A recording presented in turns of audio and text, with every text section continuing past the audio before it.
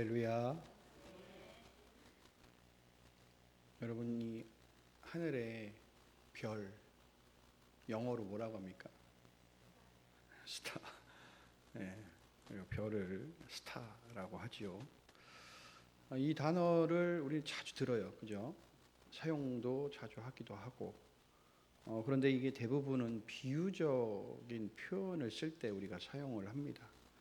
우리가 스타라는 단어를 우리가 사용할 때 하늘의 별과 같다. 이것을 비유적으로 많이 사용을 하면 우리가 보통 군인 계급을 가장 높은 장성 계급을 우리가 원스타, 투스타, 쓰리스타, 포스타 이렇게 얘기를 합니다. 그리고 연예인이나 또는 운동선수들 가운데서 최고 인기를 누리고 있는 사람들, 그러니까 출연료나 광고료 이런 연봉이 많은 사람들, 그 사람들에게 우리가 보통은 스타라고 이렇게 칭호를 붙입니다. 그래서 우리가 운동 경기를 보다 보면 뭐 농구, 야구 뭐 이런 것들을 보다 보면 이제 전반기가 끝나고 후반기로 가면 이 관객들에게 이 볼거리를 제공하기 위해서 그들이 하는 것이 있어요. 그 뭐라고 하냐? 각 팀의 최고의 선수들을 뽑아가지고 한 팀으로 묶고 이쪽 또 다른 팀을 묶어요. 그래서 각각 팀을 묶어서 별들의 전쟁, 뭐 올스타전, 뭐 이렇게 얘기를 합니다. 이렇게 비유적인 표현을 보게 되면 이 스타라는 이 칭호는 최고의 인기의 자리, 그리고 명예로운 자리, 또 영광의 자리다라고 우리가 볼 수가 있죠. 그럼 이 스타라는 칭호를 얻기까지 그들이 걸어온 길이 그냥 편하고 쉬운 길이었을까라고 생각해 보면 전혀 그렇지 않다라는 겁니다. 예전에 그 오디션 프로그램을 보는데 그 오디션 프로그램에서 다음에 나올 가수, 그러니까 오디션 프로그램자 다음에 나올 사람의 갑자기 발을 클로즈업 하더라고요. 클로즈업해서 발을 이렇게 클로즈업 하는데 우리가 얼굴도 예쁘고 그리고 고생도 안 할 것 같은데 근데 그 발을 딱 클로즈업 하는 순간 깜짝 놀랐습니다. 그러니까 그 발이 온통 뭐 데일밴드에 막 상처투성이인 거예요. 어떻게 보면 우리가 스타가 되기 위해서 피나는 노력의 흔적들이 분명히 보인다라는 거죠.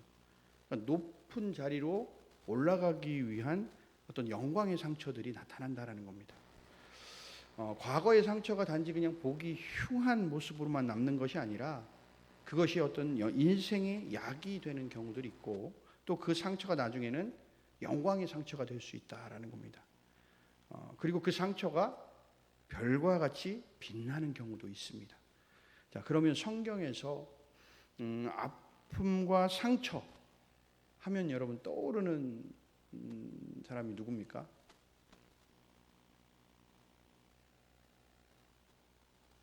예수님. 예수님이시잖아요. 여러분 예수님은 무엇을 남기셨어요? 십자가의 흔적을 남기셨잖아요. 그러니까 십자가에서 죽으시고 3일 만에 부활하신 그 예수님께서 제자들에게 오셔서 보여주신 게 뭡니까? 제일 먼저 그 십자가의 흔적인 손에 못자국, 발에 못자국, 옆구리에 창자국을 보여주셨잖아요. 그러니까 제자들은 그 흔적을 보면서 마음에 평안함을 얻었어요. 왜? 죽으셨던, 그렇게 우리가 구원자라고 메시아라고 여겼던 죽으셨던 그 예수님이 다시금 살아서 돌아오셨으니까. 그래서 그들에게는 뭐가 생깁니까? 소망이 생기게 된 거죠. 어쩌면 가장 치욕스럽고 모욕적인 그 십자가의 상처가 제자들과 많은 성도들에게 부활의 소망으로 다가오게 되었다라는 겁니다. 그러니까 부활의 예수님을 만나 인생의 변화를 맞이했던 사도 바울도 마찬가지입니다. 그가 복음을 전하면서 수많은 고난과 역경을 이겨냈죠. 그러니까 돌에 맞아 상처가 나기도 하고 또 곤장을 맞아갖고 엉덩이가 피멍이 들고 피투성이가 되기도 하고 옥에 갇혀서 자유를 잃기도 하고 배가 파선해서 평생 먹을 물도 먹어보고 사도 바울의 몸에는 온통 그냥 상처투성이었습니다. 그럼에도 바울은 기쁨으로 뭐라고 이야기하냐? 나는 예수의 흔적을 지니고 살아간다 라고 외쳤어요. 결국 그 흔적이 인생의 별과 같이 빛나는 영광이 되었다라는 겁니다. 그러니까 초대교회의 많은 순교자는 그들의 생명을 죽음과 맞바꿨습니다. 그런데 그 죽음이 헛된 죽음인 것 같지만 그들은 지금 하늘의 별과 같이 영광의 자리에서 환하게 빛나고 있다는 겁니다. 여러분들은 그 자리에 우리도 가야 되지 않을까요? 우리들도 지금 살아가는 인생이 참 힘들고 어려운 상황일 수도 있지만 분명한 사실은 우리도 언젠가는 하늘의 별과 같이 영광의 자리에서 환하게 빛나게 될 것이다 라는 겁니다. 오늘 본문 1절 말씀을 보면 세상 마지막 날에 관한 이야기를 하고 있어요. 보면 그때의 내 민족을 호위하는 큰 군주 미가엘이 일어날 것이요 또 환란이 있으리니 이는 개국 이래로 그때까지 없던 환란일 것이며 그때에 내 백성 중 책에 기록된 모든 자가 구원을 받을 것이라. 아멘. 그때가 언제입니까? 마지막 날이죠. 심판의 날. 그 날이 이르길 때에 환란이 먼저 임하게 되는데 여기에서 말하는 환란은 우리가 이야기하는 우리가 인생을 살아가면서 겪는 그런 어떤 보편적인 환란을 이야기하는 게 아니에요. 개국 이래로 없었던 환란이 다가온다라는 겁니다. 어떻게 보면은 잘 감당할 수 있을까라는 생각이 들 정도의 그런 환란들이 오게 된다라는 겁니다. 그리고 그 환란이 있을 때에 구원의 완성을 위해 달려왔던 생명책에 기록되었던 모든 자들이 다 구원을 얻게 된다 오늘 이야기합니다. 그 환란이 일어날 때 모두가 큰 어려움을 당해요. 그러나 믿음을 지키면서 구원의 완성을 위해 달려온 그리스도인들에게는 하나님께서 오늘 미가엘 천사를 보내셔서 호위해 주시고 보호해 주셔서 그 환란을 견뎌낼 수 있도록 도우시겠다라는 약속을 하고 계시는 거예요. 또한 그 환란 가운데서 구원을 받을 수 있게 해 주시겠다라고 오늘 우리에게 약속의 말씀을 해 주시고 계시다라는 겁니다. 그러니까 본문 2절에 보면 땅의 티끌 가운데서라는 말씀이 있어요. 여러분들 우리는 흙으로 창조된 인간이에요. 흙으로 창조된 인간은 다 죽게 되면 모든 육체는 한 줌의 흙으로 한 줌의 재로 다 변해서 사라집니다. 그러면 오늘 땅의 티끌 가운데서 자는 자 중에서 많은 사람이 깨어난다 라는 이 말씀은 무슨 말씀입니까? 부활하게 된다. 다시 부활한다라는 거예요. 인간에게는 여러분 두 종류의 부활이 있습니다. 하나는 영원한 생명을 부여받는 영광스러운 부활. 다른 하나는 수치를 당하고 영원히 부끄러움을 당하는 부활. 이 두 가지 부활이 있는 겁니다. 자, 인류의 구원자 되시는 예수님을 믿는 믿음을 끝까지 지키고 하나님을 섬기며 살아갔던 믿음의 자녀들은 죽었다가 다시 살아나는 이 부활의 때에 영원하고 영광스러운 부활을 맞게 된다라는 겁니다. 그러나 악한 삶을 살아온 자나 선한 삶을 살아온 자나 예수님을 구원자로 믿지 않고 영접하지 않는 자들은 부활 후에 수치와 부끄러움을 영원히 당하게 된다는 겁니다. 여기서 중요한 건 뭐예요? 착하게 살았던 악하게 살았던 그건 상관없어요. 예수님을 안 믿으면 다시금 그들이 부활할 그때는 수치와 부끄러움을 당하게 된다는 겁니다. 그러니까 어떤 사람들이 영광스러운 부활을 맞이하겠는가? 1절 말씀에 책에 기록된 자들. 그러니까 하나님의 생명책에 기록된 자들이 영광스러운 부활을 맞이한다는 겁니다. 그러니까 성경에서 이 생명의 책에 대한 기록들이 나오는데 구약에서도 나오고 신약에서도 나와요. 출애굽기 32장 32절의 말씀에 가면 모세가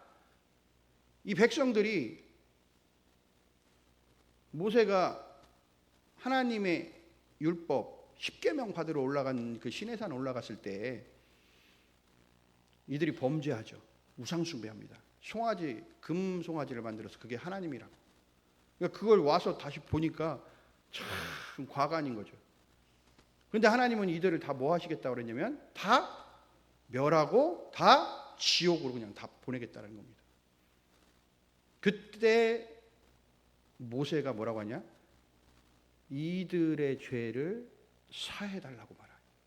이 백성들의 죄를 사해 주십시오. 그렇지 않으면 원하건대 주께서 기록하신 책에서 내 이름을 지워버려 주십시오. 이렇게 얘기를 해요. 모세가.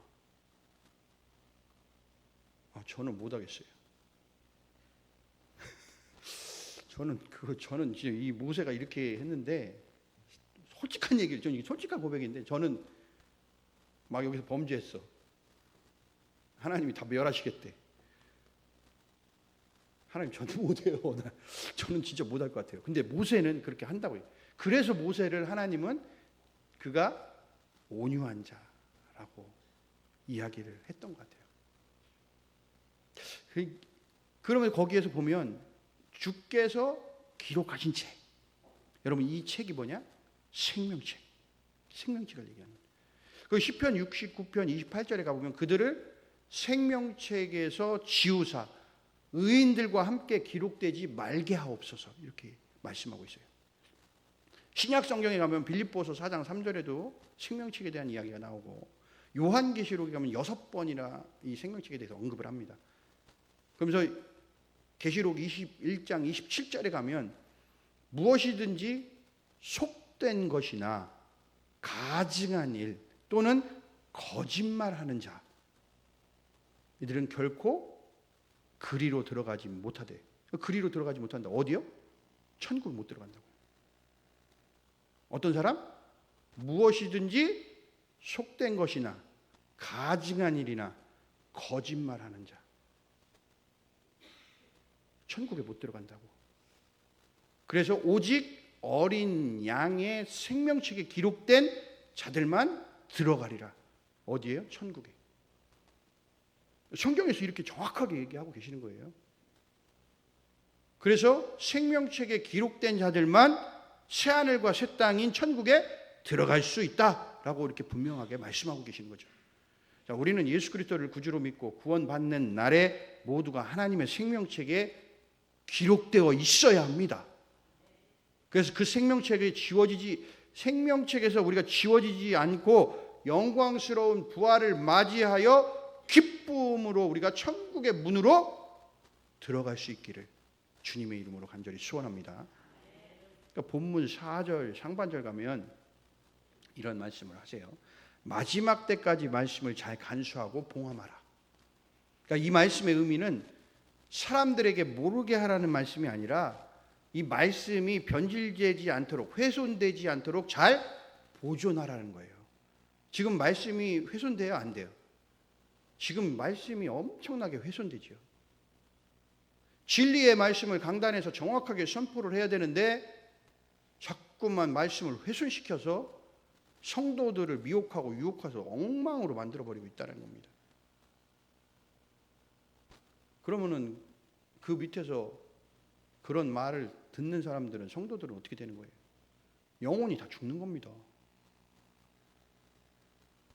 그래서 우리가 왜 말씀을 끝까지 잘 변질되지 않고 훼손되지 않도록 보존해야 되냐?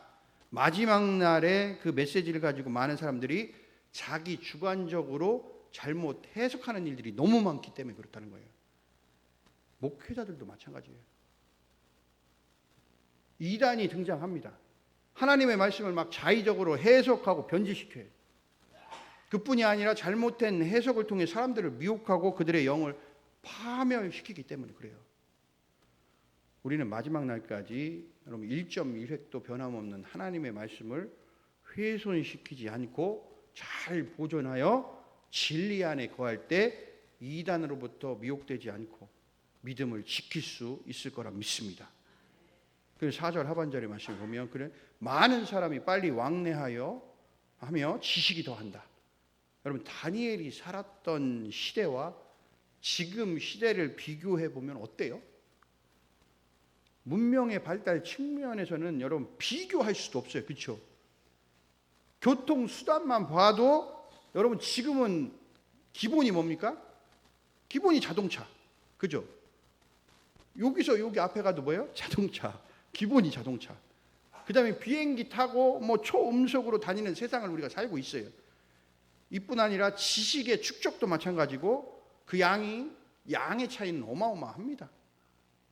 예전에 무슨 도서관, 엄청난 큰 도서관에 있는 책들, 이 방대한 책들, 요즘에는 작은 칩 하나에 다 들어가 있죠. 다 들어갑니다. 그렇게 그런 것들에 대한 차이들이 엄청나게 어마어마하다. 그냥 인터넷을 통해서 여러분들 수많은 정보, 수많은 자료들을 지금은 몇 초도 안 돼서 다 검색해서 수집할 수 있는 시대가 지금 시대예요. 그렇죠? 그럼 이 말씀이 문명의 발달과 많은 양의 지식을 축적하고 수집할 수 있는 시대에 살고 있다라고만 우리가 해석하느냐? 그럼 그렇지만은 않다. 이 말씀은 뭐하고도 말씀이 이어지냐? 배교와 말씀이 이어집니다. 배교. 사람들이 세상에서 그때는 걸어서 모든 일들을 하기도 하고 빨리 가봐야 뭐 타고 가요? 말 타고 다니죠. 마차 타고 말 타고. 지금은 대부분이 다 어떻게 해요? 편리한 시대, 편리를 추구하며 살아가다 보니까 하나님으로부터 떠나고 배교하는 일들이 많아졌다는 겁니다. 자신들의 지식, 학문을 가지고 하나님을 배척하고 부인하는 일이 많아졌다는 거예요. 제가 어디에서 어떤 목사님이 근데 자기 아들이 목회를 하기 위해서 신학교에서 공부를 하는데 신학교의 교수님들이 이상한 것들을 가르친다는 거예요. 그래서 그 아들이 자기가 자퇴하겠다고 했대. 자퇴. 학교 더 이상 못 다니겠다.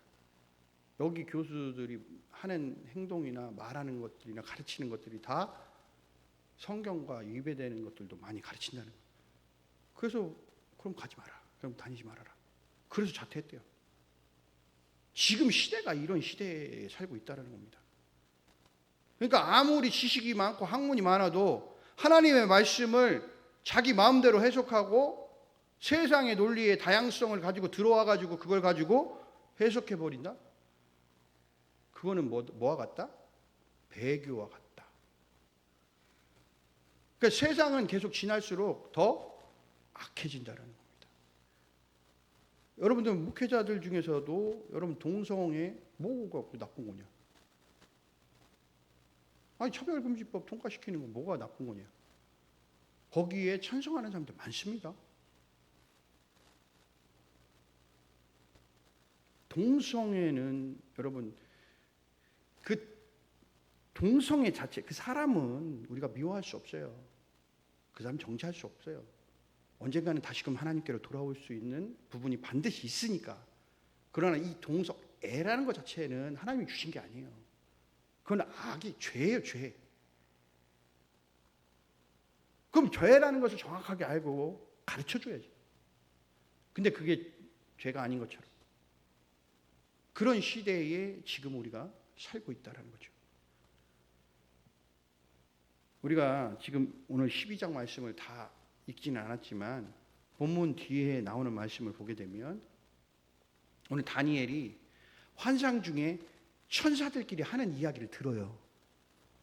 근데 그 이야기 앞에서 마지막 때 모든 환란이 언제 끝나는가에 대한 이야기가 나오는데 그 이야기 속에는 이런 이야기가 나와요. 한때, 두때, 그리고 반때, 그리고 1291, 그리고 1335일 이런 숫자에 대한 이야기들이 막 나와요. 근데 다니엘이 그 천사들 이야기하는 거 들어도 도무지 뭔 이야기를 하는지를 모르겠는 거죠, 지금. 그런데 다니엘이 그래서 물어봐요. 내가 듣고도 깨닫지 못했다. 내가 이르되 내 주여 이 모든 일의 결국이 어떠하겠습니까? 어떻게 되겠습니까? 라고 물어봅니다. 그때 이 음성이 들려요. 다니엘아 갈지어다. 이 말은 마지막 때까지 간수하고 봉함할 것이다. 그러니까 주님은 다니엘에게 그 숫자를 풀려고 하지 말아라. 알려고도 하지 말아라. 너는 그냥 네가 맡겨진 일을 잘 감당하면 된다라고 말씀하시는 거예요. 그러니까 예수님께서도 그날과 그 시는 하나님께 속한 영역이다라고 말씀하셨죠. 예수님이 그거 모르시겠어요? 예수님도 하나님이신데 그거 언제 오실지 뭘 모르시겠냐고요. 그럼에도 불구하고 예수님도 재림의 그 날은, 심판의 날은 하나님께 속한 영역이니까 알려고 하지 마라. 너희들이 맡겨진 것들 끝까지 그냥 지켜라. 여러분, 우리는 그때와 그 시를 몰라도 돼요. 뭐 하려고 하세요? 그럼 뭐 알면은 한 10년 뒤에, 20년 뒤에면은 뭐 그때 딱 맞춰가지고 그때 가서 열심히 믿어야지 그러시려고? 지금은 그냥 대충 그냥 막 살고? 아니잖아요.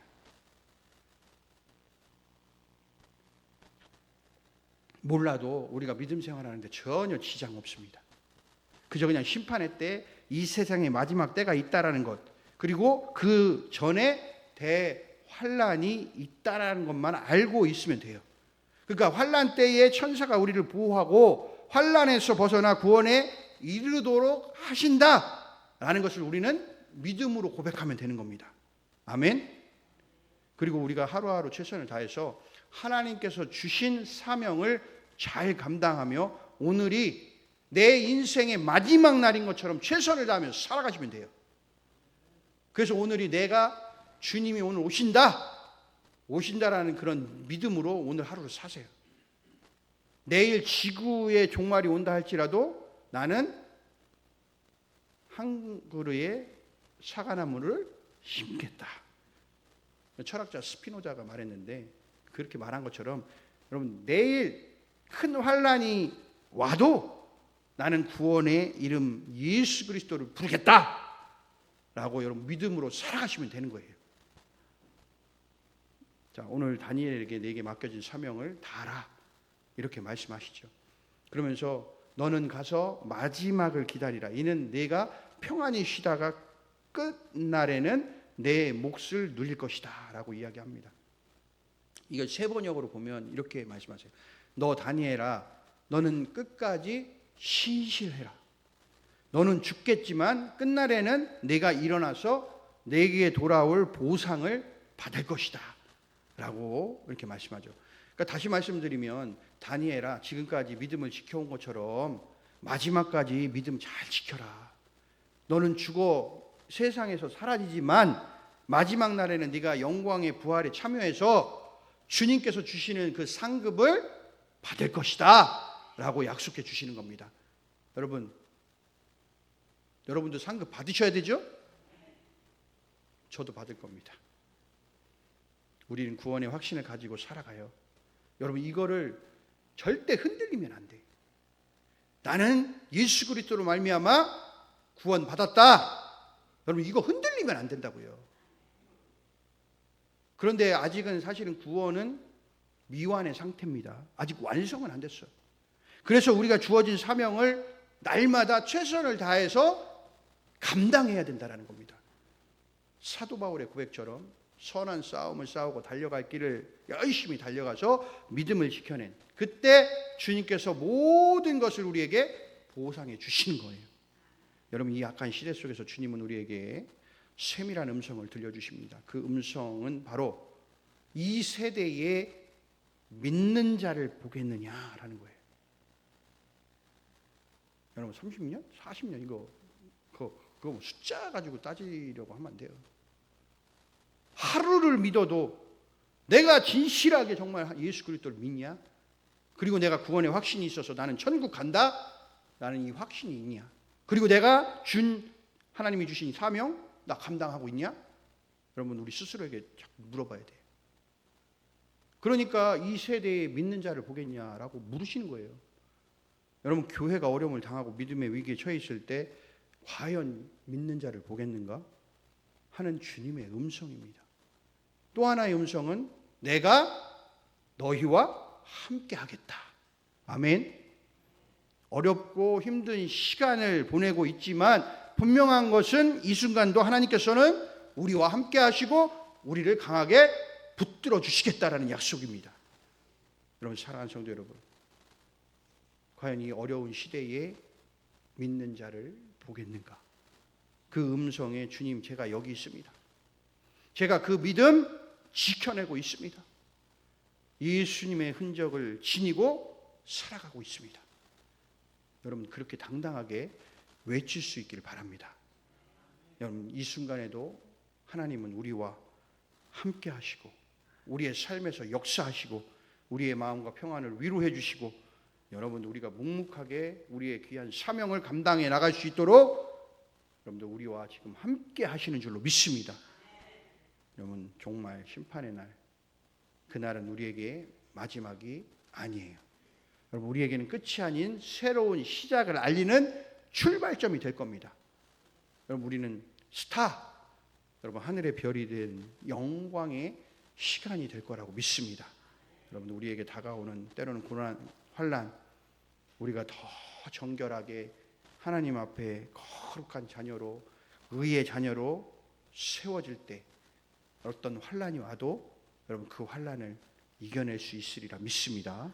여러분 이 강력한 믿음을 누구로부터? 성령 하나님의 도우심으로부터 여러분들 오게 됩니다. 여러분들 그 성령 하나님의 도우심이 우리의 삶에 늘 나타날 때 여러분 모든 것들을 이겨낼 수 있는 힘이 우리 안에서 다시금 솟아오르게 되고 그 모든 일들을 이겨낼 수 있는 능력이 우리에게 있게 될 거라고 믿습니다. 여러분들 때로는 힘들고 어려운 일들이 있지만 별과 같이 빛날 영광의 자리, 여러분 그것만 생각하면 여러분들 기분 좋아요, 안 좋아요? 가봤어야 알지. 받아봤어야 알지. 우리는 모르지, 몰라 어떻게 보면. 근데 여러분들 우리가 일상생활 속에서 잘 생각해 보세요. 여러분들이 때로는 엄청 기쁠 때가 있을 거 아니에요. 그거보다 훨씬 기쁨의 날이 온다라고 생각하십시오. 그게 여러분들 우리가 빛과 같이 빛나게 될 영광의 자리에 서게 되는 날입니다. 여러분들 우리 모두가 그 귀한 영광의 자리에 다 설 수 있기를 주님의 이름으로 간절히 소원합니다.